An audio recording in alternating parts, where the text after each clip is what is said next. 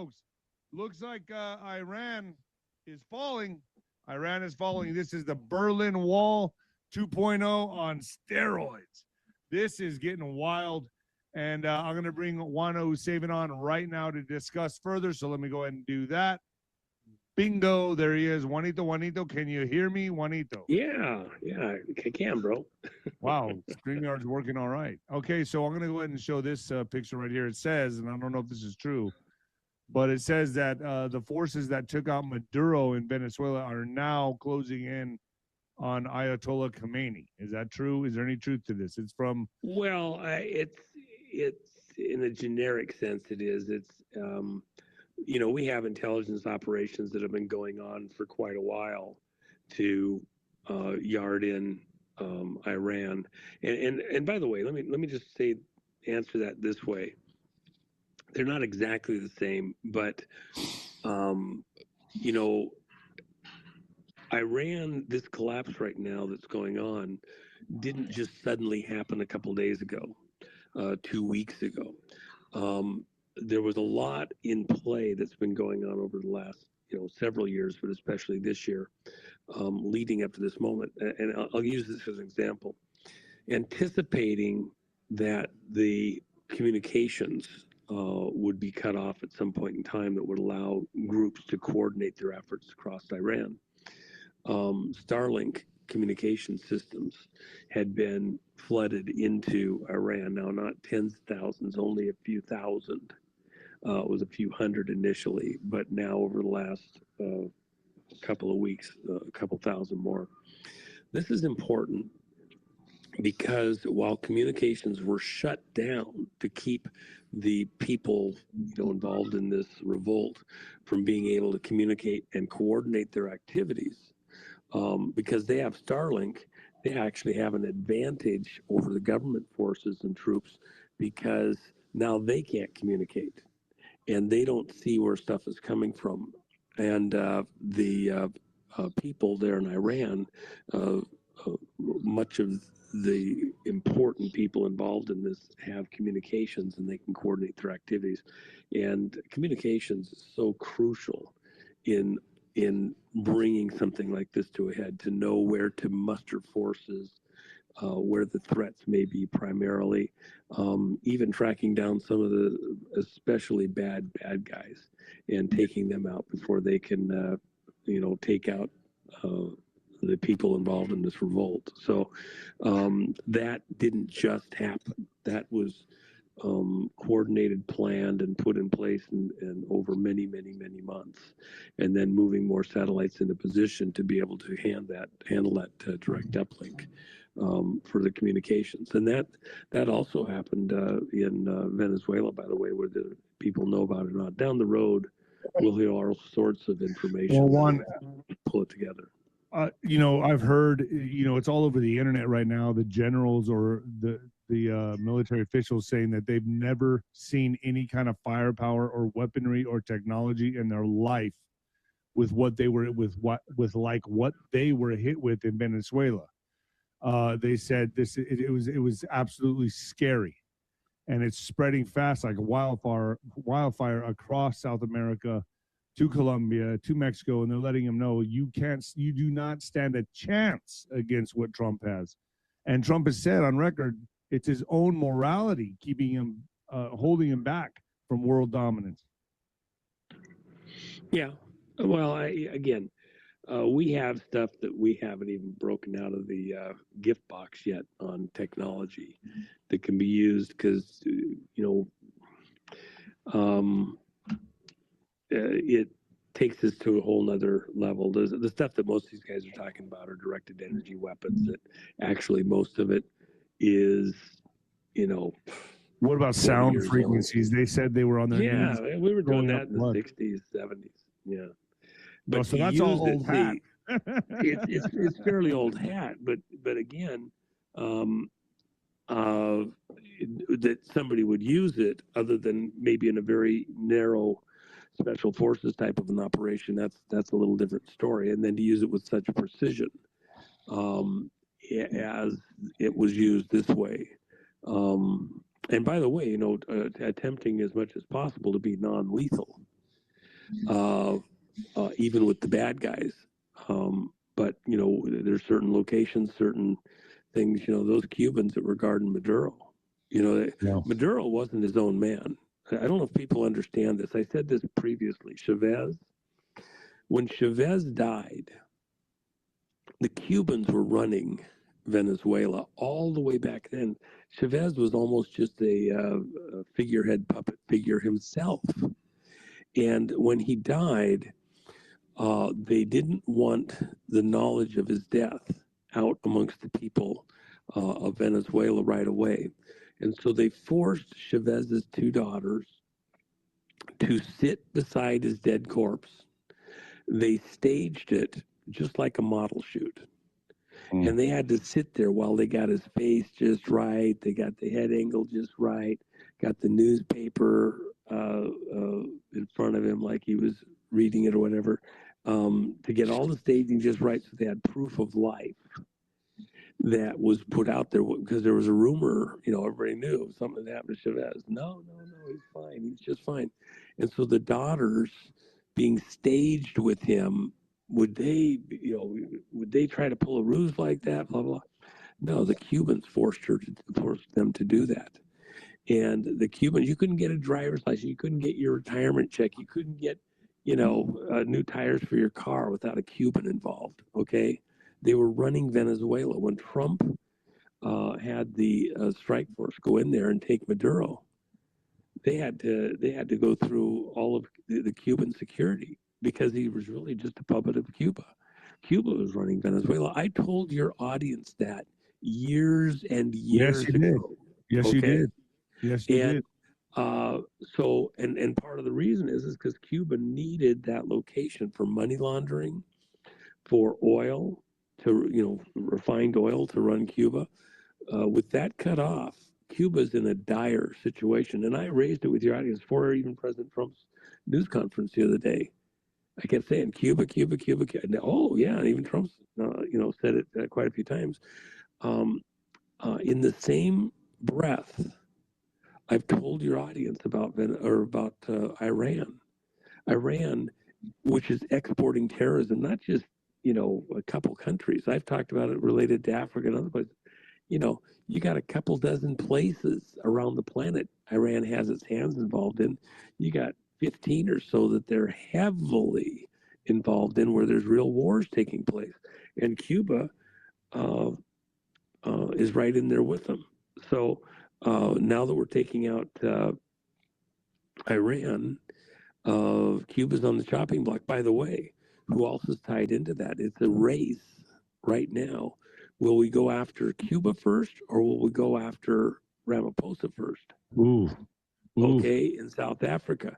And by the way, let me just add this. Okay, so with your audience, I just hinted at it a second ago with something I was doing with Mel Carmen, but let me just throw this at you, because you're right there, bro. All those cartels you can see out across the river, out across your horizon, all of those Mexican operations. Oh yeah, I just went down to the border yesterday and showed the fence, the barbed wire that looks, it actually looks quite pathetic. But I just went down there yesterday, folks. That'll be up on my Facebook, and the shorts will be up on my YouTube today, I think. But yeah, I just went down there and did a live report from the border, from the wall, helicopters flying everywhere. Am I going to see bombs going on? Am I going to see? No. You know what we're going to do? You know what we're going to do, Nino? This is important that people understand this. We're not going to play the game the way that everybody else has played it all along, okay? The Mexican government is so corrupt. By the way, okay. No, I'm just wondering if I'm going to get some good footage showing the. No. Hold on. Yeah. No, here's. Let me just say this. I mean, it was that way in 2005. There was bombs going off, car bombs, everything. Yeah, relax. You're going to have fun with this one. Where was the largest embassy, still is today, for the Cubans outside of Cuba? Outside of Cuba, where's the largest embassy? What embassy? Yeah, where's the American embassy? No, where does Cuba have its biggest embassy outside of Cuba? Probably somewhere in America. I don't know where. No, shit, no. Italy, where? No. Colombia. Oh, Venezuela. That's the Iranians, by the way. But anyway, go ahead. Venezuela or Colombia? No. Mexico. Mexico. Mexico. That was my what, sixth, seventh guess. Yeah. Of course, all the JFK conspiracy kids out there yelling in your ear, Nino, Nino, Nino. Yeah. Is it in Tijuana? What do you do? Is it in Tijuana? Someone said Tijuana. No, Mexico. it's in Mexico City. My gosh. Mexico City. I mean, the Russians, the Cubans, they all go out and have lunch every Friday afternoon together, share information. Wow. In fact, we have here in the U.S. And I don't think it's actually it isn't a secret, but we have the highest ranking intelligence officer within Cuban intelligence who really ran the Mexico station for decades here in the U.S. He's living free here. There's a lot of story to be told there. I mean, there's a lot. It's a big deal. But the stories about what he did from Mexico City, intelligence operations against America, he led the teaching, recruitment and training of the Black Panthers were created by Cuban intelligence. Think about that. And he was the one that set it up and trained him. Okay, he's here on U.S. soil. He's a very old man at this point in time. He'd probably be annoyed that I'm saying something, but the reality is this: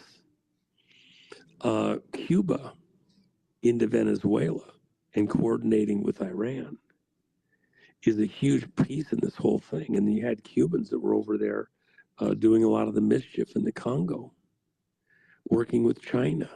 It's nodes of a much larger network. So what we're going after. It looks like I got to tell you something here. Yeah. So how do we deal with this ongoing threat, even into Mexico, with the cartels and everything else?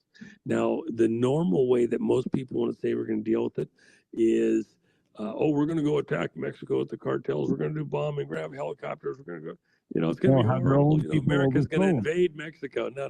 Have their own people overthrow them. No, we don't want an unstable Mexico. We want the politicians to decide to pick their lane. But you know what we're going to do? Huh. Let me see how I want to say this.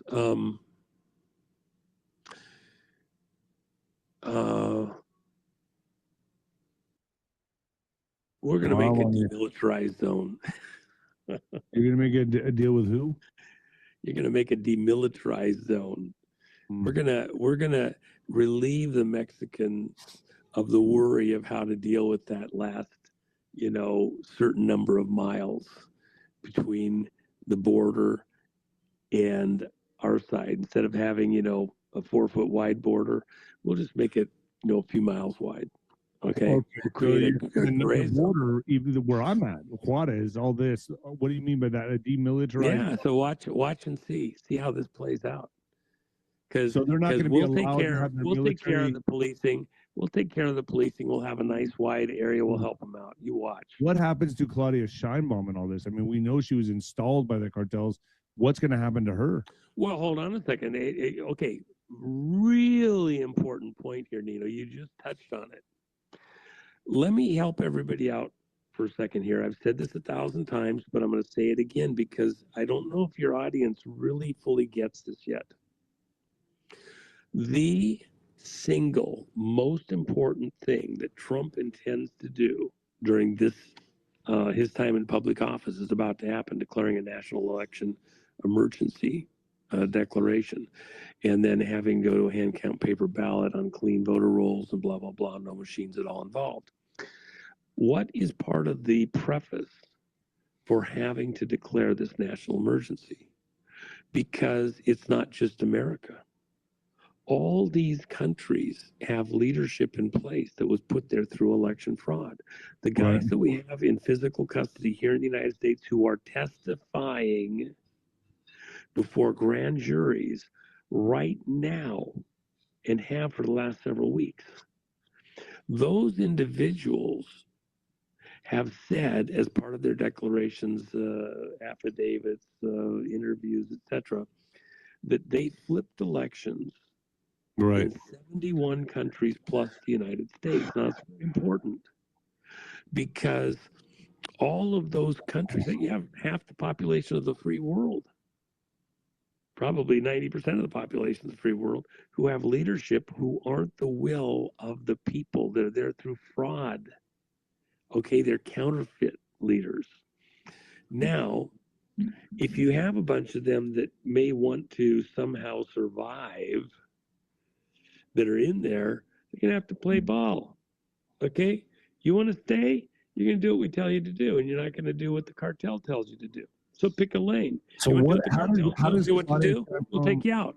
How does she? I mean, that's like a tug of war for her position and her soul.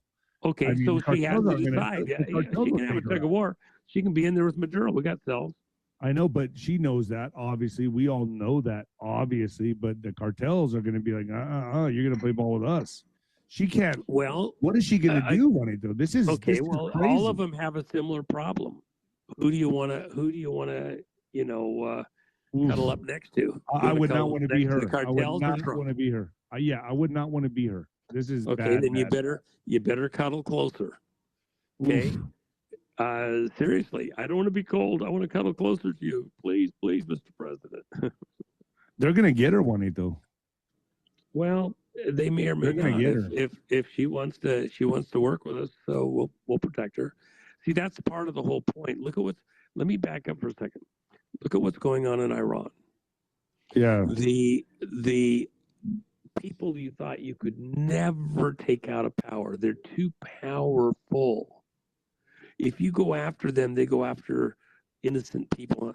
The people of Iran have risen up in such numbers that the regime is overwhelmed. Juan, it's important to note because Trump said, you shoot any of them, we're coming for you. So they know they have the United States back. Have you looked at what's going on across Europe? I guess people are marching as well, right? There's no, Nino. We've moved massive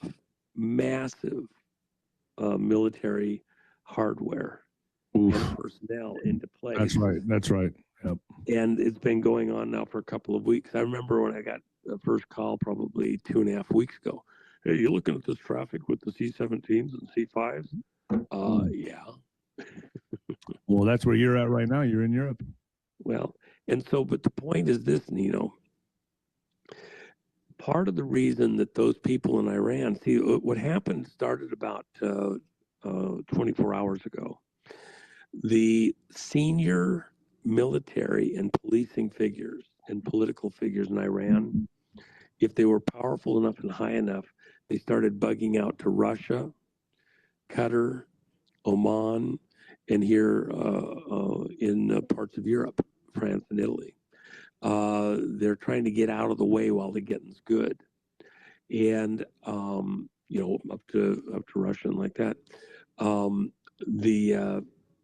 The supreme leader, he went out to a place called 𝗂𝗶𝗋, which is a kind of a desert retreat location with an underground bunker in eastern Iran.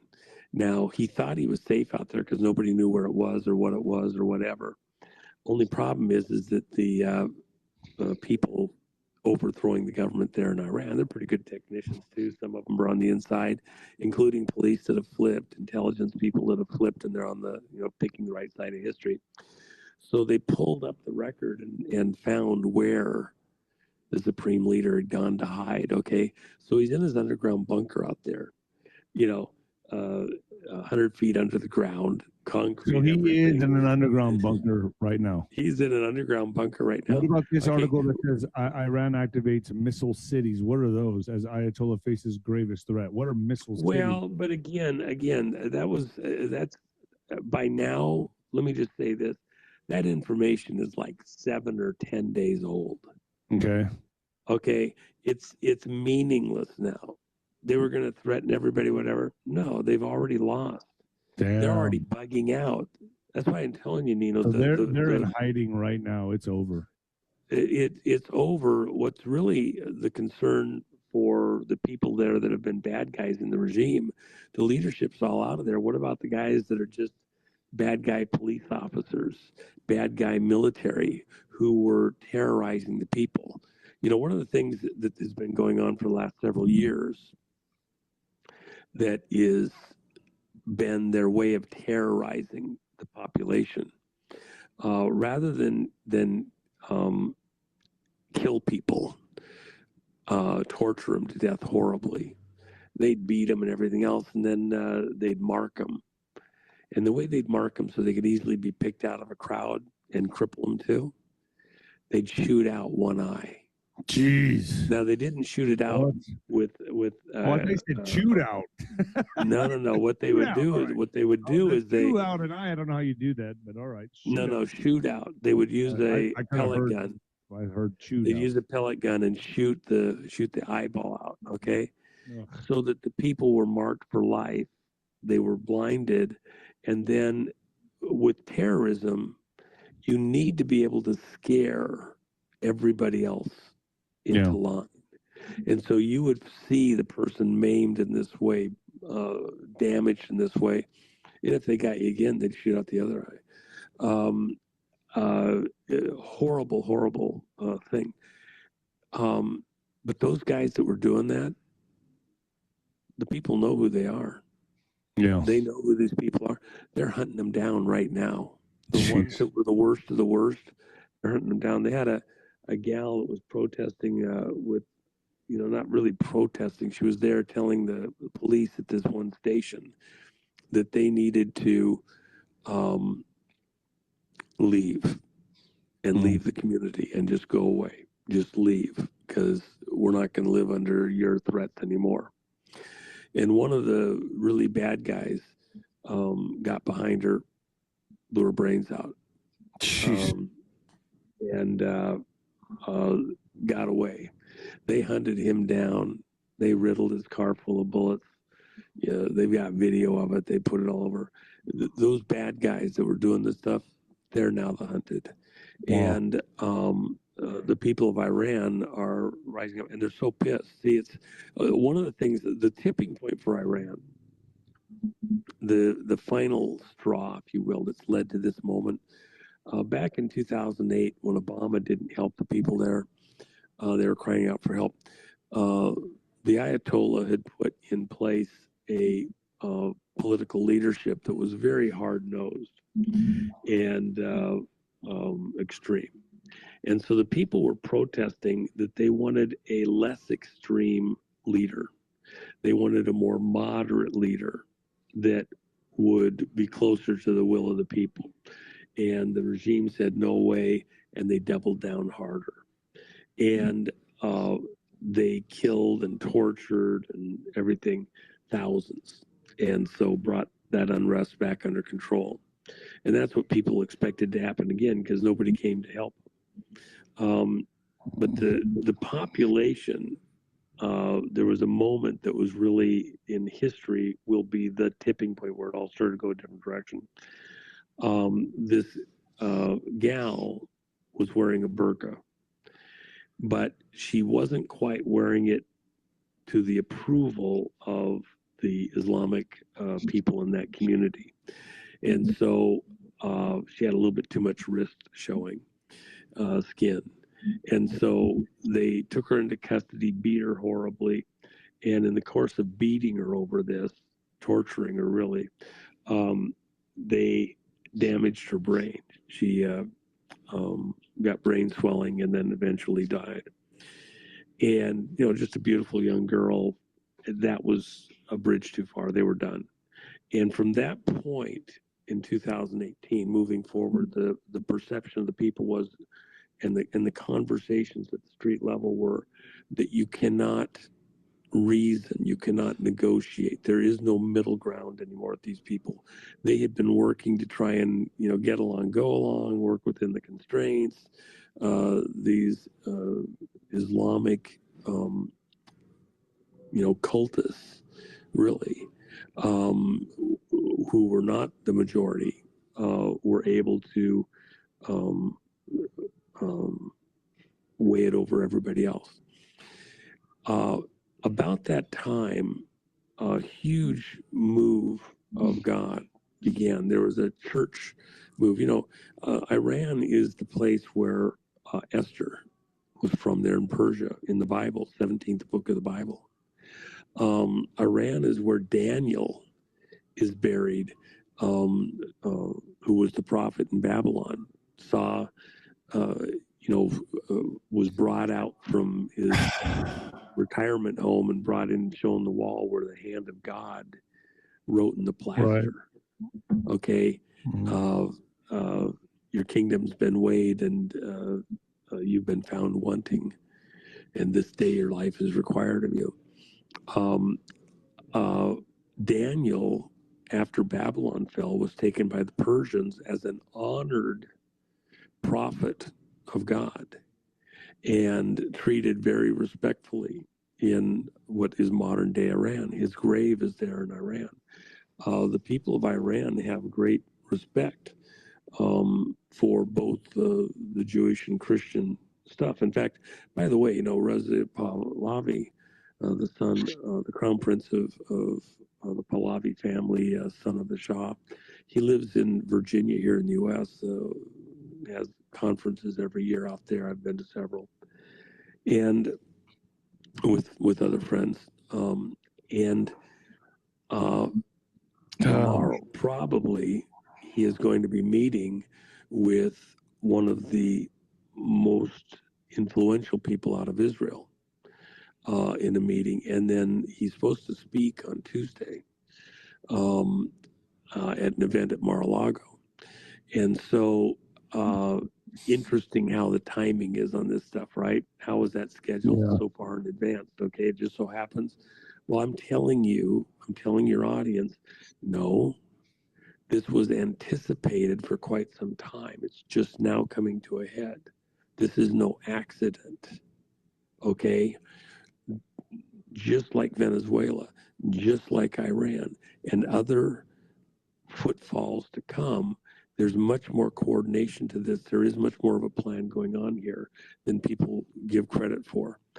So when he meets with the person from Israel, if he does that meeting tomorrow, as it looks like it's supposed to happen, Iran naturally is not at odds with Israel. When you talk about missile bases and getting lit up, Iran sent 800 missiles at Israel and really, just shot, holes in the air.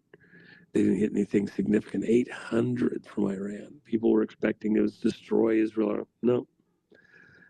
We have other technology out there that was very effective. The Iranian leadership is, they're digging into their foxhole. They get their bunker underground. Yeah, that might as well be your grave. You want to stay there? We'll just put guards at the top and let you stay there. You can sit there in your own prison for the next several years till you rot to death. Not going anywhere. We don't even have to fight hard to go open it up. We can if we want, right? But probably not necessary. So Iran's about to experience a renaissance. That oil from Iran, China can deal with us, with Iran, just like they're going to have to deal with us in Venezuela. China can pay market prices. They've been getting the oil for next to nothing. Going after Venezuela, going after going after Iran is an end run around China. We don't want to fight them on their strength. We just cut off the fuel supply. Now go be a threat to Taiwan. Now go be a threat in world markets. You were stealing the oil for next to nothing. You have to pay market rates. You're not going to be able to sell your goods and undercut markets around the world. China's in serious deep shit. So who's in trouble with Venezuela and Iran? Cuba, China, Russia. Now, Russia cooperated on something over the last few days because they didn't want to be tainted by it. And I think our Navy averted something, or our intelligence people averted something horrible that was coming out of Venezuela. Let me tell you what I think the real risk is moving forward, Nino, just cutting to the chase. This globalist crowd that is trying to take over the world has been having a free-for-all, gaining ground every day, no opposition, nothing. Stolen elections everywhere, is about to fall into, they won't be able to survive this. What will they do in response, trying to recapture the initiative? What they've done in the past. They will try to do another 9/11. Now, I'll tell you that anybody that believes that 9/11 happened the way you were told, I don't even have be careful here. Be careful with that. Yeah. Okay. So, if you're talking a globalist so crowd, are you saying, what are they capable of? They're going to do something.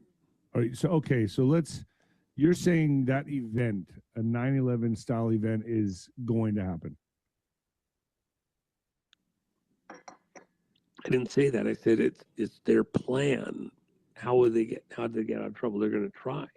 I think it's looking less and less though now, right? I mean, it seems to me like no.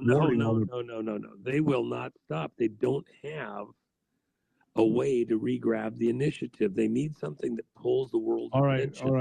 All right, Juan. To what they want. That's the risk. And where would they do it? See, that's the other thing. I don't think it's on I don't want to go into that on here, but where would they do that? Kyle Rittenhouse just came out and said that they're getting ready for ICE type of false flags to happen, and that was on Alex Jones. Would you say those would be smaller scale attacks compared to the big ones? I'm talking about something that is orders of magnitude beyond anything. Do we have any idea what that is? That's the stuff that I've talked to your audience. Well, hold on. That's the stuff I've talked to your audience about previously numerous times. The insurrectionist type activity with the governors and mayors out across the country, opposing federal authority on multiple levels, including, by the way, Tina Peters. We're not done there yet. We have not slowed down or stopped on Tina Peters.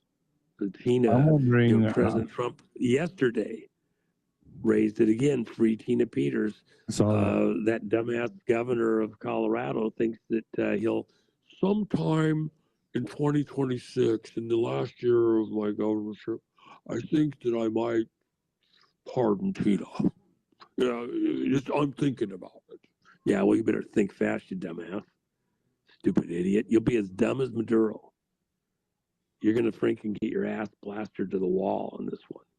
And it's not going to be on it's going to be on the bonds, by the way. All right, I'm done with this chat. Let's go look at the bonds. All right, Juanito, let's go back to Nino's Corner.tv. I'll see you over there. Thank you for joining me. Juanito, do you want to talk about 𝗃ennifermac.com? Yeah. What's going on over there at 𝗃ennifermac.com? Hey, appreciate it, bro. And by the way, what led one quick little thing? Well, yeah, for sure. The one thing I was going to tell you, Nino, is this. When the collapse for Iran began in earnest is when they got in trouble with some of their banker buddies on the move of silver, and they got sideways upside down. So silver's a play within what's going on in Iran. Iran's banking being done right here down the street from me with what's going on. Largest embassy for Iran proper is right here in Italy. And there you are. So there you are. The banking is tied to everything that's going on here. It's the money laundering from the oil money to go out to all their terroristic activities, etc.